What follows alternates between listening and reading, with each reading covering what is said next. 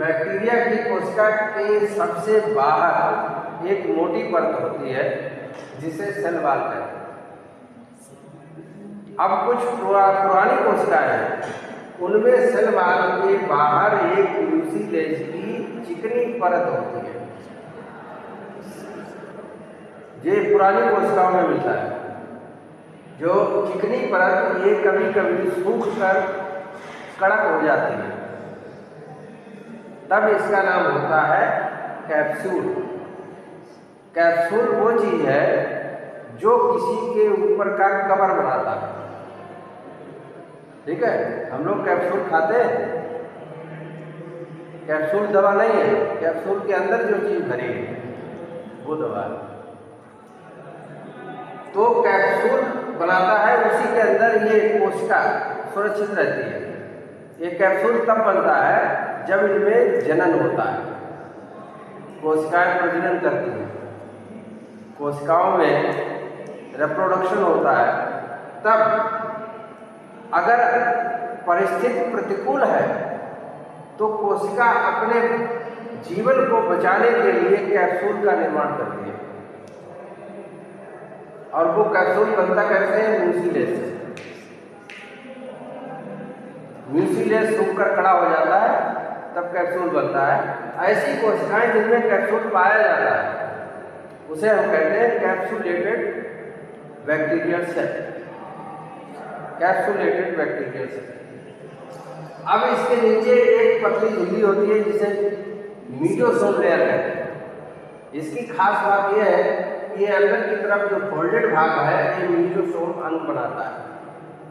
इस मीटोसोम अंग में बहुत मुख्य कार्य होता है जिसे हम कहते हैं श्वसन क्रिया। लेकिन इसमें श्वसन क्रिया ऑक्सीजन की अनुपस्थिति में होता है।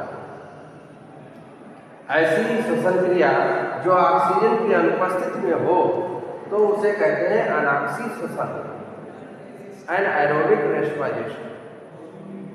ये एनाएरोबिक रेस्पिरेशन प्रोकैरियोटिक सेल में पाया जाता है, जैसे बैक्टीरिया की सेल हो या ब्लू ग्रीन एल्गी हो, इन्हीं में एनाएरोबिक रेस्पिरेशन होता है। एरोबिक जो रेस्पिरेशन होता है वो प्लांट एनिमल की सेल में होता है और उनमें दो प्रोडक्ट बनते हैं, फूड मटेरियल और कार्बन डाइऑक्साइड, भोज्य पदार्थ और ऑक्सीजन। अब वो काम करते हैं पौधे, प्रकाश संश्लेषण। अब प्रकाश संश्लेषण से भोज्य पदार्थ जो हम लोगों ने लिया है वो ऑक्सीजन की उपस्थिति में ऑक्सीडाइज होता है और ऊर्जा देता है। इस क्रिया को कहते हैं ऑक्सीडेशन या वायुवीय शोषण, जो वायु की उपस्थिति में होता है। जबकि बैक्टीरियल की सेल में वही फूड मटेरियल बिना ऑक्सीजन के टूटता है, तब उसे हम कहते हैं अनाक्सीय श्वसन। वो क्रिया मीजोसोम में होती है। इसमें बदबूदार प्रोडक्ट बनते हैं, इसीलिए बैक्टीरिया जहाँ होंगे वहाँ बदबू आएगी, चाहे खाने वाली चीज़ों में हो जाए चाहे पानी में हो जाए। जहाँ बैक्टीरिया होंगे वहाँ बदबू आएगी, क्योंकि उसमें अनाक्सीय श्वसन होता है और अनाक्सीय श्वसन से अल्कोहल एल्डिहाइड बनते हैं। ये अल्कोहल और एल्डिहाइड प्रोडक्ट बदबूदार होते हैं, इसीलिए जो चीज़ खराब हो जाती है उसका मतलब है कि उसमें बैक्टीरिया उत्पन्न हो गए और उसमें अनाक्सीय श्वसन शुरू हो गया, और उन अनाक्सीय श्वसन से बदबूदार जो प्रोडक्ट बनते हैं उनसे पहचान होती है कि इसमें बैक्टीरिया का संक्रमण हुआ है। ये क्रिया कहाँ मीजोसोम में होती है।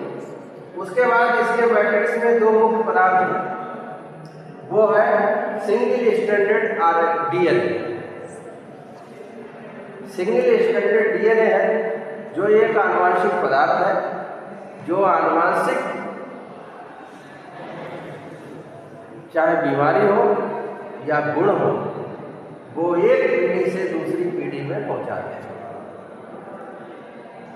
ये डीएनए सभी जीवों में पाया जाता है, प्लांट हो, एनिमल हो, बैक्टीरिया हो, सब में। डीएनए का मुख्य कार्य है आनुवांशिक गुणों की वंशागत करना, इसीलिए इसको जेनेटिक मटेरियल या आनुवांशिक पदार्थ कहा जाता है। फिर इसके मैट्रिक्स में अनेक गोलाकार संरचनाएं पाई जाती हैं, जिन्हें हम राइबोसोम कहते हैं। राइबोसोम दो प्रकार के होते हैं, 80S प्रकार के और 70S प्रकार के। ये सेडिमरी यूनिट है जो राइबोसोम को मापने का कार्य करती है, उसी के नाम से इसको रखा गया है 80S प्रकार का और 70S प्रकार का। तो बैक्टीरिया की कोशिका में जो राइबोसोम पाया जाता है वो 70S प्रकार का पाया जाता है, और प्लांट और एनिमल सेल में दोनों प्रकार के राइबोसोम पाए जाते हैं, 80S का भी होता है और 70S का भी होता है। लेकिन प्रोकैरियोटिक कोशिका में केवल एक ही प्रकार का होगा, 70S का। ये आपकी रही बैक्टीरिया की सेल। ये आपके इस क्लास की ये लेक्चर आपके YouTube चैनल के द्वारा पहुंचेगी आपके ग्रुप पर। इसको चाहे जब देख सकते हो, चाहे जब कॉपी पर लिख सकते हो।